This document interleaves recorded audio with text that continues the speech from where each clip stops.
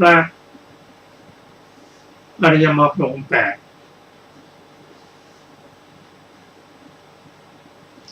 ความสำคัญของแต่ละเรื่องนั้น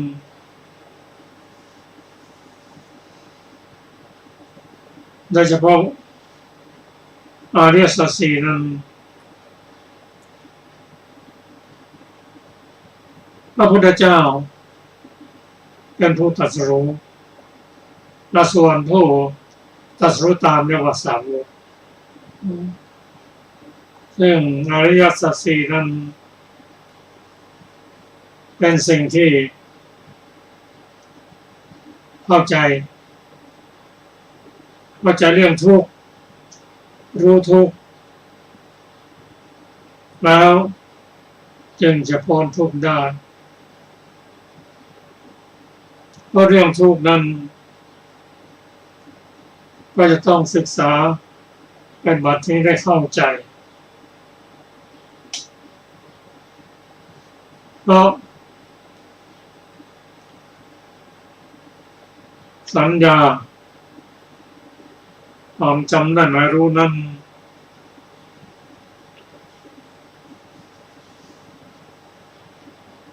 หลงไปหลงยังไงเช่นเอาทุกข์เป็นสุขพระองค์ตรัสว่าอันนี้ทุกข์บอกเรากันว่าอันนี้เป็นสุขสิ่งที่ไม่เที่ยงเราก็บอกว่าเที่ยงสิ่งนี้ไม่สวยไม่งามเราเรียกว่าสวยไม่งามเป็นสัญญาวิปลาสจิตตวิปลาสทิฏฐิวิปลาส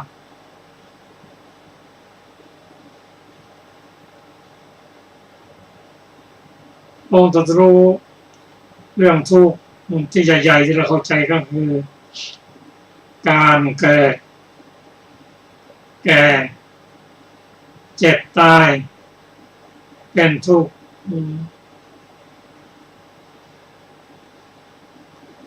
ทุกขะโศกปริภวะนั้นเป็นทุกข์ทั้งสิ้น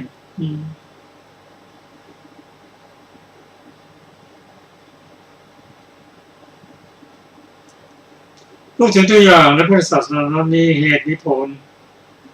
เมื่อมีทุกข์ก็มาจากสาเหตุมีความดับทุกข์นิพพานก็อาศัยอริยมรรคองค์แปดนั่นเรียกว่าทุกข์กำหนดรู้สมุทัยบรรลักนิโรธทำให้แจ้งมรรคผลเจริญ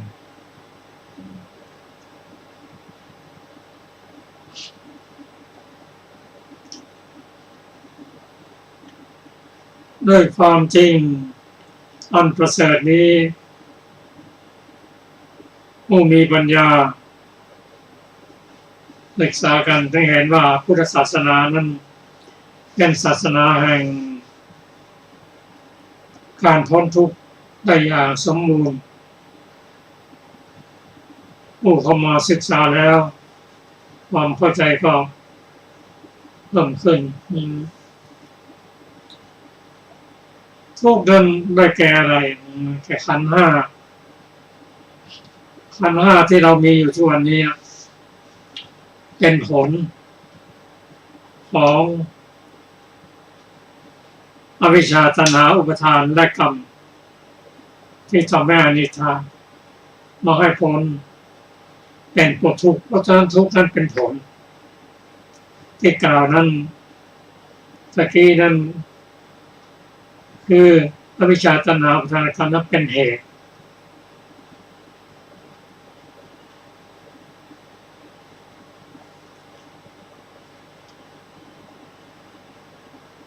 ส่วนนิพพาน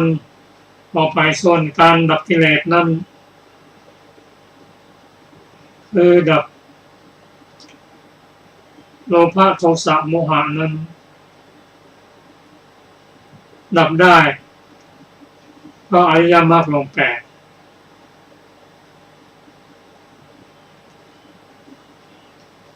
นิโรธและนิพพานนั้นมีภิกษุเรียนถามท่านพระสารีบุตรว่าคำว่านิพพานนั้นคืออะไรพระสารีบุตรท่านตอบสั้นๆว่าก็คือการสิ้นโลภะโทสะโมหะนั่นแหละคือนิพพาน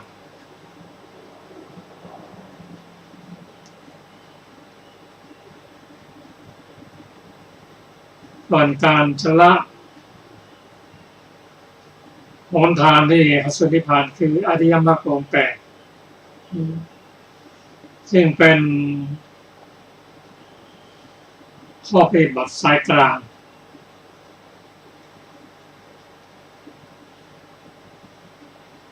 สิ่งเหล่านี้มีในพุทธศาสนาเท่านั้น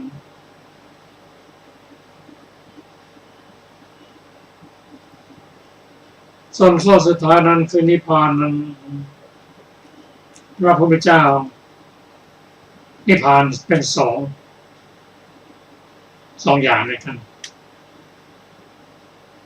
2 ครั้งด้วยกันครั้งแรกคือตรัสรู้การละโลภะโทสะโมหะครั้งแรกได้ครั้งแรกนั้นที่ใต้ต้นพระศรีมหาโพธิ์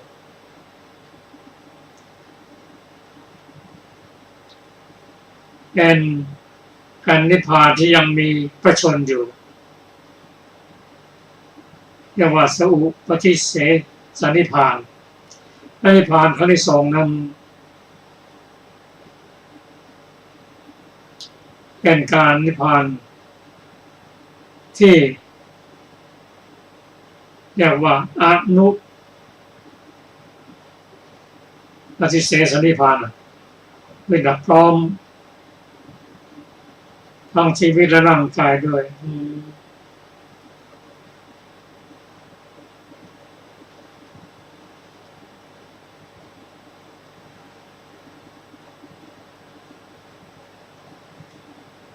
เพราะฉะนั้นอริยสัจ 4นั้นจึงเป็นหลักธรรมที่สำคัญยิ่งของพุทธศาสนาสรุปแล้ววันนี้เป็นวันคล้ายวันประสูติตรัสรู้และดับขันธนิพพานเป็นวันที่ผู้มีปัญญาเข้าไปศึกษาแล้วเห็นว่าโลกนี้สงบด้วยหลักธรรมของพระพุทธเจ้า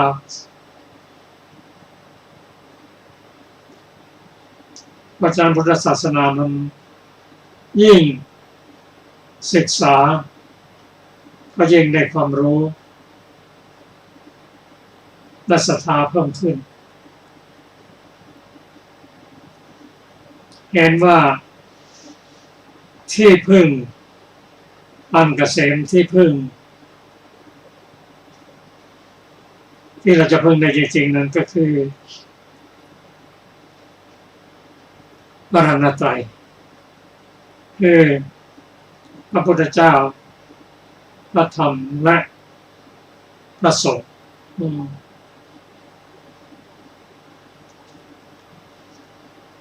ศาสนาพุทธนั้นจึงเป็นศาสนาที่เจริญรุ่งเรืองในหมู่ของชาวพุทธและในหมู่ของผู้มีปัญญาเพราะฉะนั้นวันนี้เราจะนำมาสู่ที่พระองค์แสดง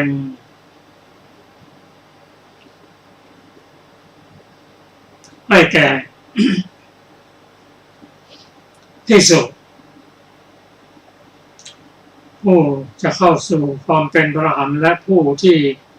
เป็นพระอรหันต์แล้วเรียกว่าปฏิลีนสูตรเป็นพระสูตรที่ว่าด้วยธรรมเป็นเครื่องหลีกออกจากโลก คือเป็นพระอรหันต์ซึ่งพระองค์ตรัสว่าภิกษุผู้ถ่ายถอนปัจเจกสัจจะคือความเชื่อความเห็น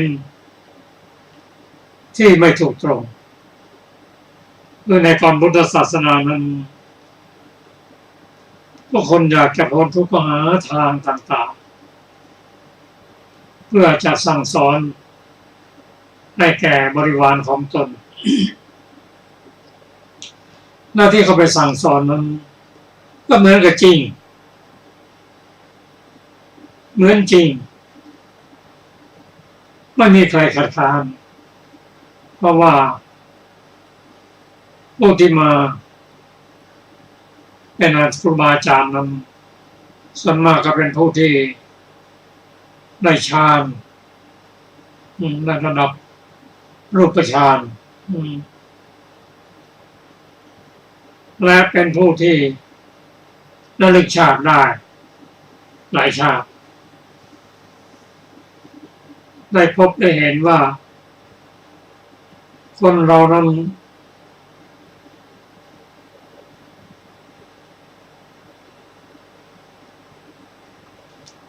ตายไปแล้ว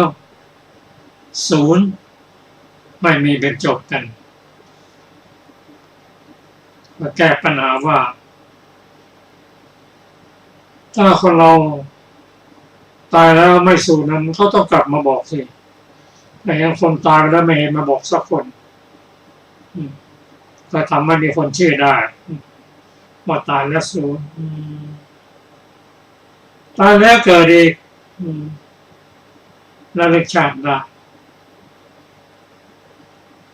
ก็ทำให้คนเชื่อมีลูกศิษย์ลูกหามากมายลงไปถึงโลกนี้ไม่มีโลกหน้าไม่มีโลกมีที่สุดโลกไม่มีที่สุด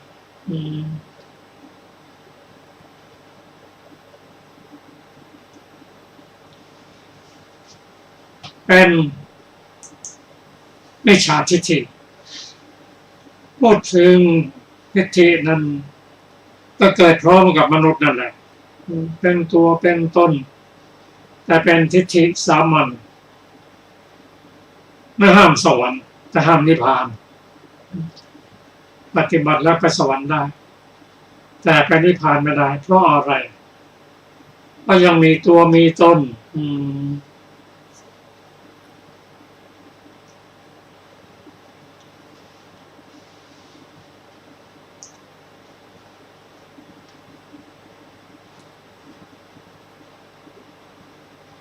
เพราะฉะนั้นผู้ที่จะละทิฏฐิต่างๆนั้นต้องเป็นอริยบุคคลเท่านั้นเป็นพระโสดาบันเป็นต้นแล้วผู้จะละได้ทั้งหมดนั้นก็เป็นพระอรหันต์บุคคลเพราะท่านละสังโยชน์10ได้แล้ว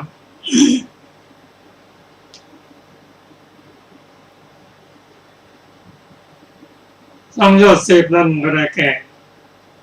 สักยะทิฏฐิศีลพรต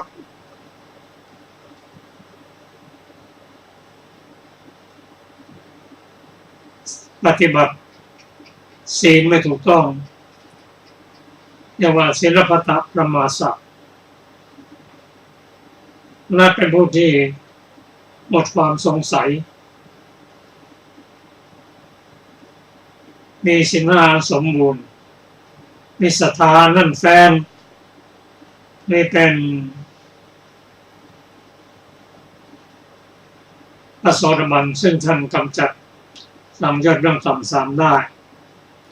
ส่วนพระสกทาคามีนั้นท่านละสังโยชน์เรื่องท่านละสังโยชน์เรื่อง3แล้วทำโลภะโทสะโมหะให้เบาบางลงท่านก็จะเกิดมาอีกครั้งเดียวเท่านั้น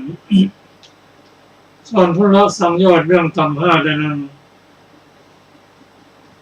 มีพระอนาคามีถ้าท่านได้ฌานได้ท่านสี่ได้ก็จะไปนิพพานในชั้นสวรรค์ชั้นในลมชั้นสุทวาส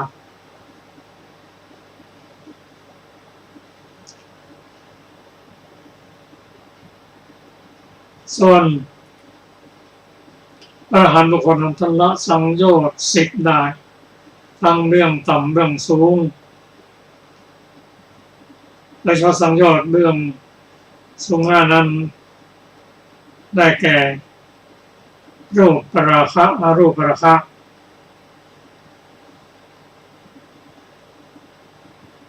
อุทธัจจะมานะและอวิชชาอันนี้พระอรหันต์ท่านละได้หมดแล้ว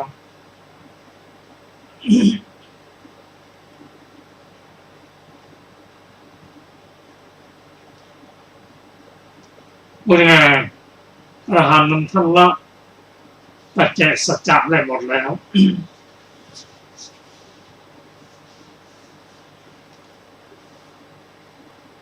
อันนี้เป็นประการที่หนึ่งที่ท่านได้เป็นอรหันตบุคคลท่านออกจากโลกที่ได้ประการที่สองนั้นภิกษุผู้ไม่แสวงหาแล้วเลิกแสวงหาแล้ว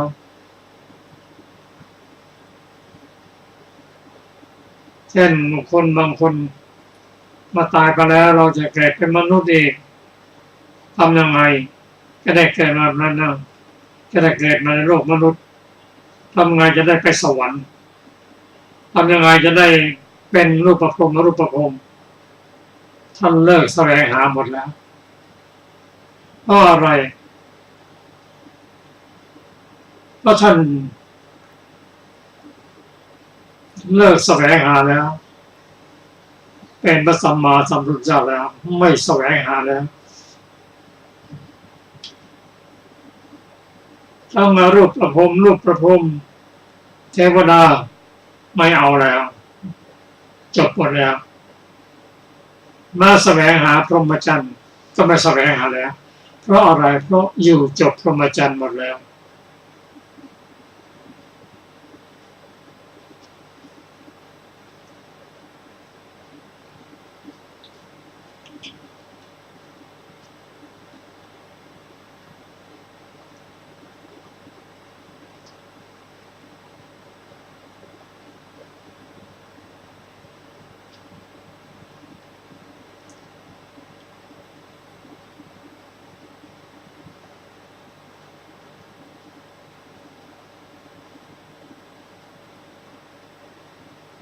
ส่วนข้อที่สามที่ท่านหลีกออก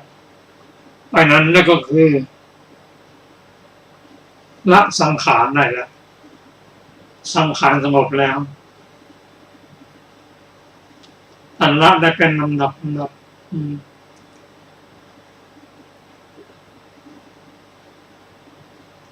ออกจากฌานแล้วก็ได้พิจารณา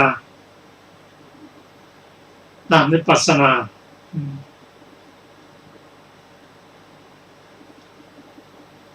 จนละโทสะโมหะหมดแล้วเป็นพระอรหันต์เป็นพระอรหันต์เรียบร้อยแล้ว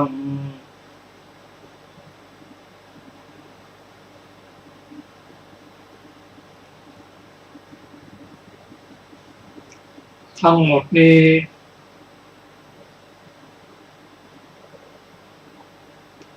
ท่านนี้ออกจากโลกที่ไปแล้วเราได้นำมาสูตรนี้มาแสดงเป็นการบูชาวันวิสาขะชาวพุทธของเราสามารถที่จะนำมาพิจารณาแล้วออกจาก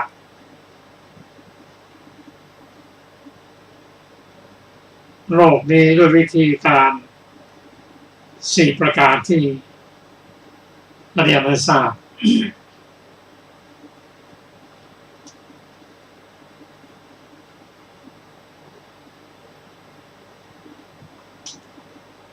แล้วต่อไปเราจะเรียนพระสูตรขอเชิญอาจารย์สุรภาค่ะสวัสดีค่ะท่านผู้ฟังที่เคารพทุกท่านต่อไปเราจะได้ศึกษาอุทยสูตรว่าด้วยอุทยพราหมณ์ทูลถามปัญหาครั้งนั้นพราหมณ์ชื่ออุทยเข้าไปเฝ้าพระผู้มีพระภาคเจ้ากราบทูลถามพระโคดมผู้เจริญสรรเสริญยานบ้างหรือไม่พระผู้มีพระภาคเจ้าตรัสตอบว่าพราหมณ์เราไม่สรรเสริญยันไปเสียเท่านั้นและมิใช่ติเตียนยันไปหมดในยันอย่างใดมีโคแพะไก่และสุกรทั้งหลายถูกฆ่าสัตว์หลายหลากชนิดถึงซึ่งความมอดม้วยเราไม่สรรเสริญยันอย่างนั้นอันมีการที่จะต้องเป็นธุระริเริ่มมากเพราะเหตุอะไรเพราะเหตุว่าพระอรหันต์ทั้งหลายก็ดีท่านผู้ดำเนินตามทางพระอรหันต์ก็ดีไม่ข้องแวะยันอันมีการที่จะต้องเป็นธุระมากอย่างนี้เลยส่วนว่าในยันอย่างใดมีโคแพะไก่และสุกรทั้งหลายไม่ถูกฆ่าสัตว์ต่างๆชนิดไม่ถึงซึ่งความมอดม้วยเราสรรเสริญอย่างนั้นอันไม่มีการที่จะต้องเป็นธุระริเริ่มมากยันอย่างนั้นคืออะไรคือนิจทานคือทานที่ให้เป็นนิจอันเป็นอนุกุลยันคือทานที่ให้ตามสกุลคือตามอย่างบุรุษกระทำมาที่เราสรรเสริญนั้นเพราะเหตุอะไรเพราะเหตุว่าพระอรหันต์ทั้งหลายก็ดีท่านผู้ดำเนินตามทางพระอรหันต์ก็ดีย่อมเกี่ยวข้องยันอันไม่มีการที่ต้องเป็นธุระริเริ่มมากอย่างนี้มีคาถาว่ามหายันทั้งหลายที่มีการจะต้องเป็นธุระริเริ่มมากคืออัศเมทะปุริสเมทะสัมมาปาสะนิรักขละมหายันเหล่านั้นหามีผลมากไม่ในยันใดมีแพะโคและสัตว์ต่างชนิดถูกปลิดชีพท่านผู้ดำเนินทางชอบท่านผู้มหาฤาษีไม่ข้องแวะอย่างนั้นส่วนยันเหล่าใดไม่มีการอันจะต้องเป็นธุระริเริ่มมากที่บูชาตามสกุลเป็นนิจซึ่งเป็นยันที่แพะใดและสัตว์ต่างชนิดไม่ถูกปลิดชีพท่านผู้ดำเนินทางชอบท่านผู้เป็นมหาฤาษีย่อมสรรเสริญยันนั้นผู้มีปัญญาพึงบูชาอย่างนี้ยันนี้มีผลมาก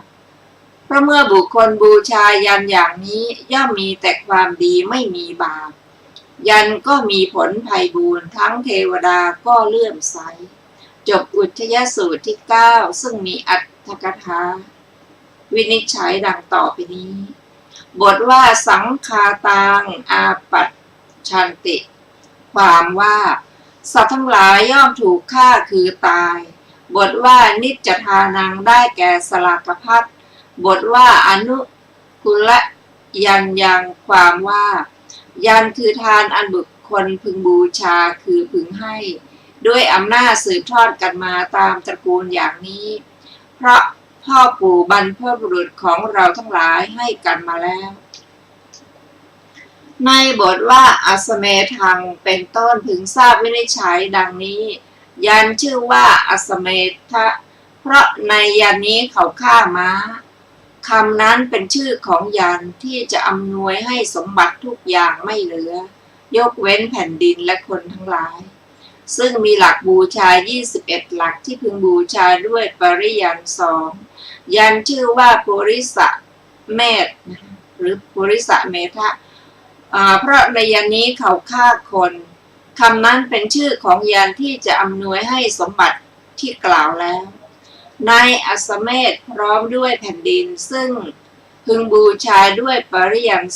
4 ชื่อว่าสัมมาปาสะเพราะในยันนี้เขาโยนบ่วงแอกไปคำนั้นเป็นชื่อของยันทั้งหมดที่เขาทำชาติแท่นบูชาโยนห่วงโยนบ่วงตรงโอกาสที่บ่วงแอกนั้นตกเขาเดินถอยกลับตั้งแต่โอกาสที่ดำลงในแม่น้ำสรัสวดีพึงบูชาด้วยหลักเป็นต้นที่ยกไปได้ทุกๆวันชื่อว่าวาชปัยยะเพราะในบัดนี้เขาดื่มวาชะคำนั้นเป็นชื่อของยันที่อำนวยให้สมบัติ17 มวลซึ่งมีหลักบูชาทำด้วยไม้มะตูมที่พึงบูชาด้วยสัตว์เลี้ยง17 ชนิดด้วยปริยันหนึ่งชื่อว่านิรักขระ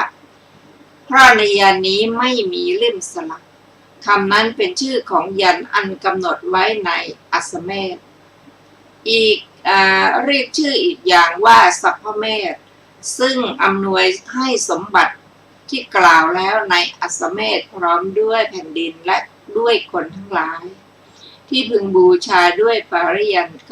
9บทว่ามหารัมพาได้แก่มีกิจมากมีกรณียะมากอันหนึ่งชื่อว่าการริเริ่มใหญ่ก็เพราะการริเริ่มด้วยปาณาติบาตมากในบทว่าณเตโหนติมหพลานี้ท่านสรุปผลของยันที่มีส่วนเหลือไว้ในความหมายว่าไม่มีส่วนเหลือเพราะฉะนั้นจึงมีอธิบายว่าด้วยผลที่น่าปรารถนาก็ไม่มีผลเลยก็ข้อนี้ท่านกล่าวหมายถึงการริเริ่มด้วยปาณาติบาตนั่นเองส่วนทานใดที่เขาให้ในระหว่างในยันนั้นทานนั้นย่อมมีผลไม่มากเพราะถูกการริเริ่มนี้เข้าไปกำจัดเสียแล้วอธิบายว่ามีผลน้อยบทว่าหันยะเรคือย่อมฆ่าบทว่าชยันติอนุกูลังสทาความว่าชนเหล่าใดย่อมบูชายันตามตระกูลแม้พวกคนเหล่านั้นเกิดในภายหลังก็ยังบูชาตามเพราะบรรพบุรุษถูกทั้งหลายได้บูชากันมาแล้วบทว่าสยโยโหติแปลว่าย่อมวิเศษแน่แท้บทว่าณปาปิโยได้แก่ไม่เลวทรามอะไรเลยจบอัตถกถาของอุทธิยสูตรที่9ต่อไปเป็นสูตรที่10ชื่อว่าอุทายิสูตรว่าด้วยอุทายิพราหมณ์ทูลถามปัญหาความเหมือนสูตรก่อนต่างแต่สูตรนี้พราหมณ์ชื่ออุทายิมาเฝ้าและมีนิคมคาถาดังนี้พรหมจารีทั้งหลายผู้สำรวมแล้วย่อมสรรเสริญยันคือทานที่ไม่มีการอันจะต้องเป็นธุระริเริ่มมาจัดทำให้เป็นกัปปิยะคือให้เป็นของควรปราศจากการเบียดเบียนสัตว์ตามการเช่นนั้นอันหนึ่งพระพุทธเจ้าทั้งหลายผู้มีหลังคาคือกิเลสอันเปิดแล้วผู้ก้าวล่วงแล้วซึ่งตระกูลและคติผู้ฉลาดในเรื่องบุญทรงสรรเสริญยันอันนั้นในยันคือการบริจาคทานปกติก็ดีในสรทะคือทำบุญอุทิศผู้ตายก็ดีทานผู้มีจิตเลื่อมใสจับทายธรรมให้เป็นของควรบูชาตามสมควรแล้วบริจาคในท่านผู้ประพฤติพรหมจรรย์ทั้งหลายซึ่งเป็นเนื้อนาดีการบูชาการบริจาคที่กระทำในท่านเหล่านั้นผู้เป็นทักษิณัยบุคคลย่อมเป็นการบูชาอย่างดีเป็นการบริจาคอย่างดีพร้อมมูลยันย่อมมีผลไพบูลย์และเทวดาเลื่อมใสปราชญ์ผู้ศรัทธามีใจปลอดโปร่งจากความตระหนี่ครั้นบูชายันอย่างนี้แล้วย่อมเป็นบัณฑิตเข้าถึงโลกอันไม่มีความเบียดเบียนเป็นสุขจบอุทายิสูตรที่10และจบจักรวรรคที่4ซึ่งมีอรรถกถาของอุทายิสูตรดังต่อไปนี้บทว่าอภิสังขตังคือทำให้เป็นกองบทว่านิรารัมพังคือเว้นความปรารภสัตว์บทว่ายันยังคือไทยธรรม ที่จริงไทยธรรมนั้นเขาเรียกว่ายานเพราะเขาพึงบูชาบทว่ากาเลนะคือตามการอันควรคือเหมาะบทว่าอุปสังยานติคือย่อมเข้าไปถึงบทว่ากุลังคติงความว่าผู้ก้าวล่วงแล้วซึ่งตระกูลในวัฏฏะและคติในวัฏฏะบทว่าปุญญสะโกวิทาความว่าความฉลาดในบุญที่เป็นไปในภูมิสี่บทว่ายันเยคือในทานตามปกติบทว่าสัตเทคือในทานอุทิศเพื่อผู้ตายบทว่ายังกัตตวาความว่าจัดไทยธรรมให้เป็นของควรบูชาบทว่าสักเขเตพรหมจาริสุความว่าในเนื้อนาที่ดีกล่าวคือผู้ประพฤติพรหมจรรย์บทว่าสัมปัตตังคือถึงดีแล้วบทว่าทิคติทักขิในเยสุยังกตังความว่ายันที่สำเร็จในทักษิณัยบุคคลผู้สมควรเป็นอันบุคคลบูชาเช่นเส้นสวงถึงดีแล้วบทว่าสัทโธความว่าชื่อว่าผู้มีศรัทธาเพราะเธอในคุณของพระพุทธเจ้าพระธรรมและพระสงฆ์บทว่ามุตเตนะเจตสาได้แก่มีใจสละแล้วท่านแสดงการบริจาคด้วยน้ำใจเสียสละด้วยบทนี้แลจบอรรถกถาของอุทัยสูตรที่10และจบจักรวรรควรรณนาที่10รวมพระสูตรในจักรวรรคที่เราได้ศึกษามาทั้งหมด10สูตรด้วยกันพร้อมทั้งอรรถกถาวันนี้เราจะได้ศึกษาในโรหิตสวรรคที่5สูตรแรกคือสมาธิสูตรว่าด้วยสมาธิภาวนา4ดูก่อนภิกษุทั้งหลายสมาธิภาวนา4ประการนี้สมาธิภาวนา4ประการคืออะไรคือสมาธิภาวนาที่บุคคลเจริญกระทำให้มากแล้วย่อมเป็นไปเพื่อที่จะทำสุขวิหารความพักผ่อนอยู่สำราญในอัตภาพปัจจุบันก็มีสมาธิภาวนาที่บุคคลเจริญกระทำให้มากแล้วย่อมเป็นไปเพื่อญาณทัศนะปฏิลาภะความได้ญาณทัศนะก็มีสมาธิภาวนาที่บุคคลเจริญกระทำให้มากแล้วย่อมเป็นไปเพื่อปฏิสติสัมปชัญญะก็มีสมาธิภาวนาที่บุคคลเจริญกระทำให้มากย่อมเป็นไปเพื่อความสิ้นอาสวะก็มีก็สมาธิภาวนาที่เจริญการทำให้มากแล้วย่อมเป็นไปเพื่อความพักผ่อนอยู่สำราญในอัตภาพปัจจุบันเป็นไฉนภิกษุในพระธรรมวินัยนี้สงัดจากกามสงัดจากอกุศลธรรมทั้งหลายได้ปฐมฌานอันประกอบด้วยวิตกประกอบด้วยวิจารมีปีติและสุขอันเกิดแต่วิเวกอยู่เพราะวิตกวิจารสงบไปเธอได้ทุติยฌานอันเป็นเครื่องผ่องใสในภายในประกอบด้วยความที่ใจเป็นหนึ่งผุดขึ้นไม่มีวิตกไม่มีวิจารมีปีติและสุขอันเกิดแต่สมาธิอยู่เพราะปีติคลายไปด้วยภิกษุเพ่งอยู่ด้วยมีสติสัมปชัญญะด้วยเสวยสุขทางกายด้วยได้ตติยฌานซึ่งพระอริยกล่าวผู้ที่ได้ตติยฌานนี้ว่าผู้มีสติเพ่งอยู่เป็นสุขเพราะละสุขกายและทุกข์กายได้เพราะโสมนัสคือสุขใจและโทมนัสความทุกข์ใจดับไปก่อน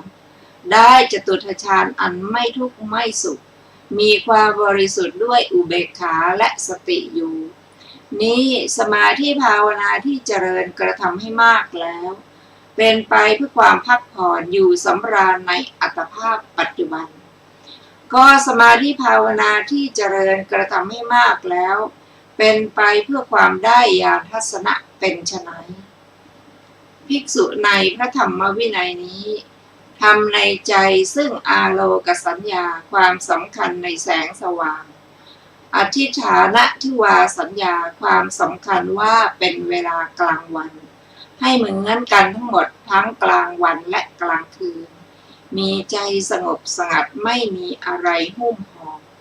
ยังจิตอันประกอบด้วยความสว่างไสวให้เกิดขึ้นด้วยอาการอย่างนี้นี้คือสมาธิภาวนาที่เจริญการทำให้มากแล้วเป็นไปเพื่อญาณทัศนะ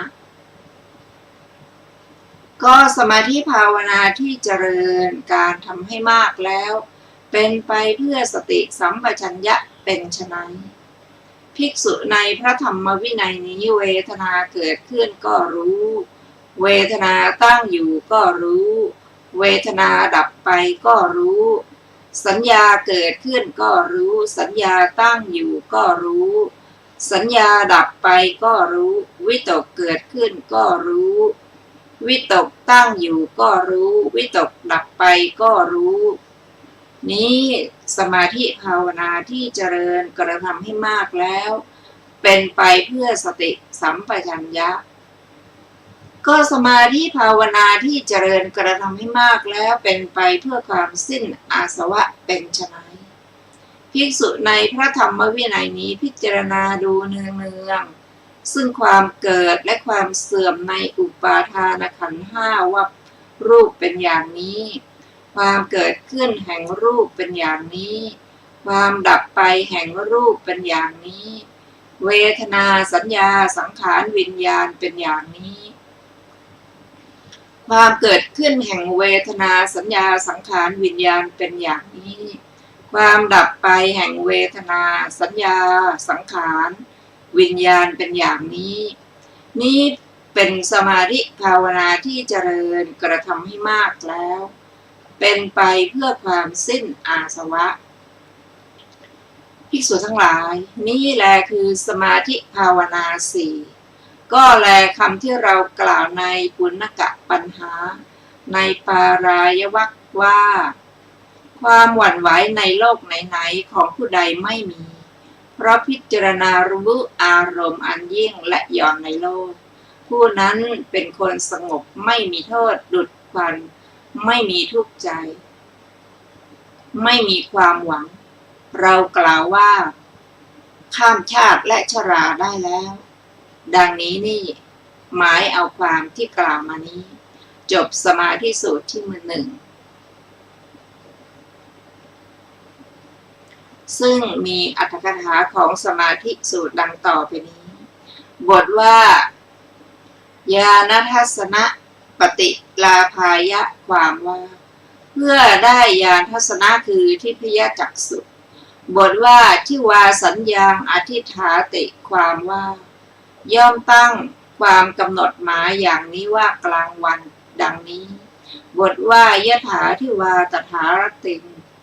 ความว่าทำในใจถึงอาโลกสัญญาความกำหนดหมายว่าแสงสว่างในเวลากลางวันฉันใดย่อมทำในใจถึงอโลกสัญญานั้นแม้ในกลางคืนก็ฉะนั้นนั่นแหละแม้ในบทที่สองก็นัยนี้เหมือนกันบทว่าสัพพภาสังได้แก่มีแสงสว่างคือทิพยจักษุญาณแม้ทำจิตให้เป็นเสมือนแสงสว่างได้แล้วก็จริงถึงกระนั้นบัณฑิตก็พึงกำหนดเนื้อความอย่างนี้แต่ในที่นี้ท่านประสงค์แสงสว่างคือทิพยจักษุญาณบทว่าวิทิตาได้แก่ปรากฏแล้วถามว่าอย่างไรเวทนาที่รู้แล้วชื่อว่าเกิดขึ้นที่รู้แล้วชื่อว่าดับไปตอบว่าภิกษุในธรรมวินัยนี้ย่อมกำหนดวัตถุย่อมกำหนดอารมณ์เพราะภิกษุนั้นกำหนดวัตถุและอารมณ์แล้วเวทนาที่รู้อย่างนี้ว่าเวทนาเกิดขึ้นอย่างนี้ตั้งอยู่อย่างนี้ดับไปอย่างนี้ชื่อว่าเกิดขึ้นที่รู้แล้วชื่อว่าตั้งอยู่ที่รู้แล้วชื่อว่าดับไป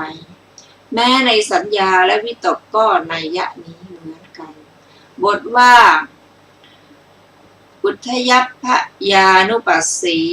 แปลว่าพิจารณาเห็นความเกิดและความเสื่อม บทว่าอิติรูปังความว่ารูปเป็นอย่างนี้รูปมีเท่านี้รูปอื่นนอกนี้ไม่มีบทว่าอิติรูปัสสะสมุทัยโยความว่าความเกิดขึ้นแห่งรูปเป็นอย่างนี้ส่วนบทว่าอัฏฐังคโมท่านหมายถึงความแตกดับแม้ในเวทนาเป็นต้นก็นัยนี้เหมือนกันบทว่าอิทันจะปนะเมตังภิกขเวสันทายะภาสิตังความว่าดูก่อนภิกษุทั้งหลาย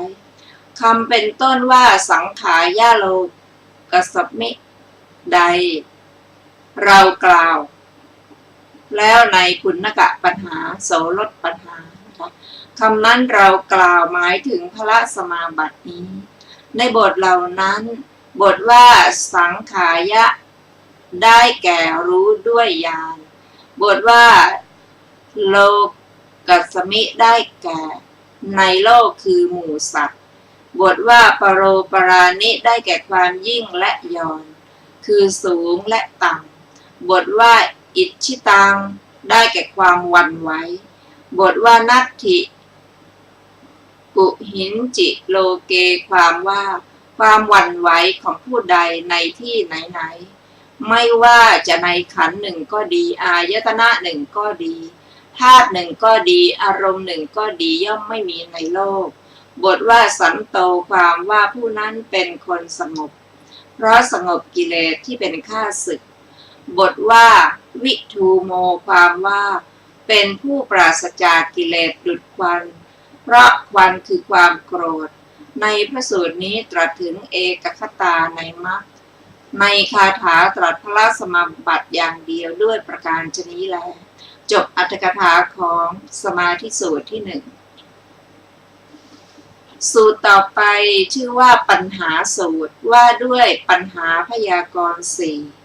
ดูก่อนภิกษุทั้งหลาย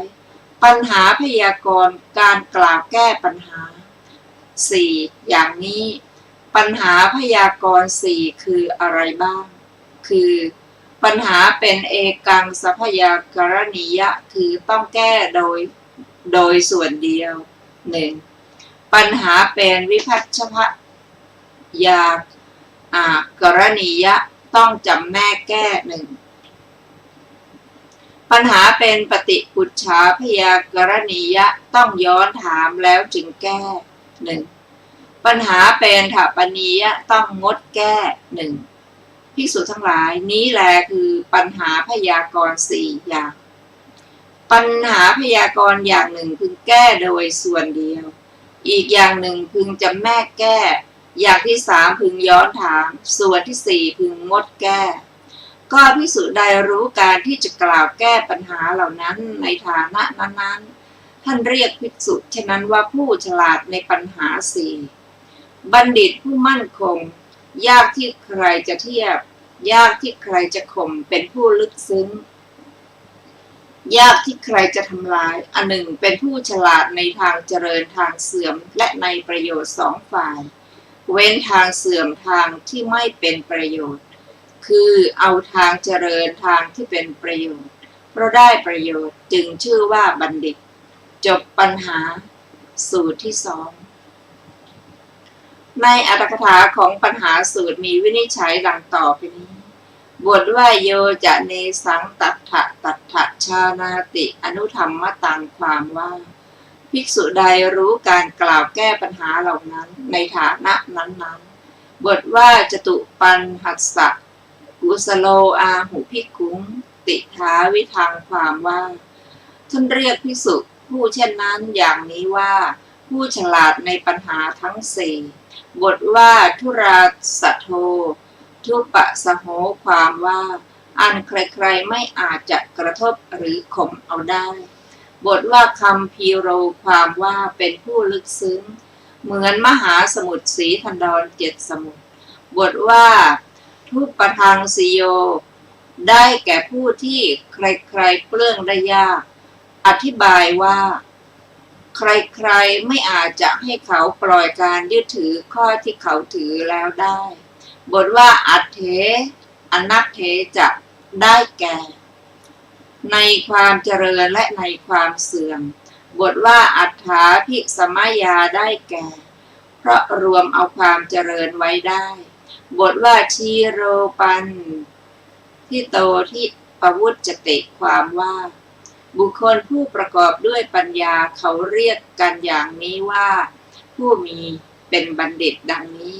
ผู้นี้เป็นบัณฑิตดังนี้จบอรรถกถาของปัญหาสูตรที่สองสูตรต่อไปชื่อว่าปัทมโกฏสูตรว่าด้วยบุคคลสี่จำพวกดูก่อนภิกษุทั้งหลายบุคคลสี่จำพวกนี้มีปรากฏอยู่ในโลกบุคคลสี่จำพวกนี้คือใครคือบุคคลหนักในความโกรธไม่หนักในพระสัทธรรมหนึ่งบุคคลหนักในความลบหลู่ท่านไม่หนักในพระสัทธรรมหนึ่งบุคคลหนักในลาภไม่หนักในพระสัทธรรมหนึ่งบุคคลหนักในสักการะไม่หนักในพระสัทธรรมหนึ่งนี้แลบุคคลสี่จำพวกมีปรากฏอยู่ในโลกดูก่อนภิกษุทั้งหลายบุคคลสี่จำพวกมีปรากฏอยู่ในโลกบุคคลสี่จำพวกคือใครคือบุคคลหนักในพระสัทธรรมไม่หนักในความโกรธหนึ่งบุคคลหนักในพระสัทธรรมไม่หนักในความลบหลู่ท่านหนึ่งบุคคลหนักในพระสัทธรรมไม่หนักในลาภหนึ่งบุคคลหนักในพระสัทธรรมไม่หนักในสักการะหนึ่งบุคคลผู้หนักในความโกรธและความลบหลู่ท่านหนักในลาภและสักการะภิกษุเหล่านั้นย่อมไม่งอกงามในพระธรรมที่พระสัมมาสัมพุทธเจ้าทรงแสดงแล้วส่วนภิกษุเหล่าใดหนักในพระสัทธรรมแล้วและกำลังหนักในพระสัทธรรมอยู่ภิกษุเหล่านั้นย่อมงอกงามในพระธรรมที่พระสัมมาสัมพุทธเจ้าทรงแสดงแล้วจบปฐมโกฏสูตรที่สามซึ่งมีอรรถกถาดังต่อไปนี้บทว่าโกฏครุณสัทธรรมครุความว่าบุคคลถือความโกรธเป็นสำคัญไม่ถือพระสัทธรรมย่อมถือพระสัทธรรมแต่ทำให้ไม่สำคัญแม้ในบทที่เหลือก็นัยยะนี้เหมือนกันบทว่าวิรูหันติได้แก่ความเจริญหรือย่อมตั้งมั่นไม่หวั่นไหวด้วยศรัทธาที่เป็นมูลเกิดพร้อมแล้วจบอรรถกถาของปฐมโกฏสูตรที่สามสูตรต่อไปชื่อทุติยโกฏสูตรว่าด้วยอสัตธรรมสี่ดูก่อนภิกษุทั้งหลายอสัตธรรมสี่ประเภทนี้อสัตธรรมสี่ประเภทคืออะไรคือความเป็นผู้หนักในความโกรธไม่หนักในพระสัทธรรมหนึ่งความเป็นผู้หนักในความลบหลู่ท่านไม่หนักในพระสัทธรรมหนึ่งความเป็นผู้หนักในลาภไม่หนักในพระสัทธรรมหนึ่งความเป็นผู้หนักในสักการะไม่หนักในพระสัทธรรมหนึ่งนี่แหละคืออสัตธรรมสี่ประเภทดูก่อนภิกษุทั้งหลายพระสัทธรรมสี่ประเภทนี้พระสัทธรรมสี่ประเภทคืออะไรคือความเป็นผู้หนักในพระสัทธรรมไม่หนักในความโกรธหนึ่งความเป็นผู้หนักในพระสัทธรรมไม่หนักในความลบหลู่ท่านหนึ่งความเป็นผู้หนักในพระสัทธรรมไม่หนักในลาภหนึ่งความเป็นผู้หนักในพระสัทธรรมไม่หนักในสักการะหนึ่งนี้แลพระสัทธรรมสี่ประเภทภิกษุผู้หนักในความโกรธและความลบหลู่ท่านหนักในลาภและสักการะย่อมไม่งอกงามในพระสัทธรรมดุจพืชที่หว่านในนาเลวฉะนั้นส่วนภิกษุเหล่าใดหนักในพระสัทธรรมแล้วและกำลังหนักในพระสัทธรรมอยู่ภิกษุเหล่านั้นย่อมงอกงามในธรรมดุจสมุนไพรได้ปุ๋ยฉะนั้นจบทุติยโกฏสูตรที่สี่ในทุติยโกฏสูตรที่สี่บทว่าโกฏครุตาแปลว่าความเป็นผู้หนักอยู่ในความโกรธในบททั้งปวงก็นัยยะนี้แหละท่านฟังที่เคารพค่ะวันนี้รายการศึกษาธรรมนำสุขก็ได้หมดเวลาลงแล้วขอขอบพระคุณทุกท่านที่ได้ร่วมศึกษาด้วยกันเราจะมาพบกันใหม่ในวันศุกร์หน้าเวลา 14 นาฬิกาเป็นต้นไปซึ่งจะได้ศึกษาในพระสูตรต่อไปชื่อว่าปัทมโรหิตัสสสูตร วันนี้ขอมีความสุขสวัสดีเจริญในธรรมยิ่งๆค่ะสวัสดีค่ะ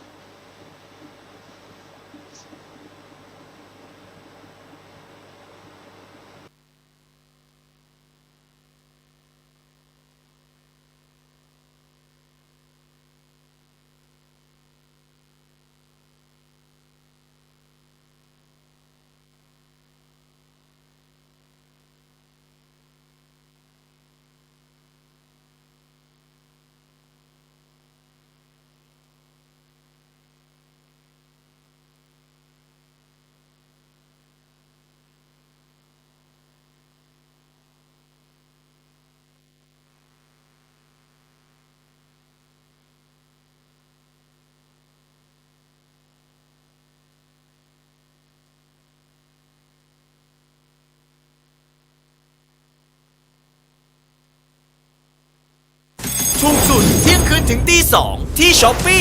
66ช็อปสินค้าลดสูงสุด 80% บนช้อปปี้ราคาดีแบบนี้ 2 ชั่วโมงเท่านั้น แถมแจกโค้ดลดเพิ่มอีก 6 มิถุนายนนี้ ส่งฟรีต้อง Shopee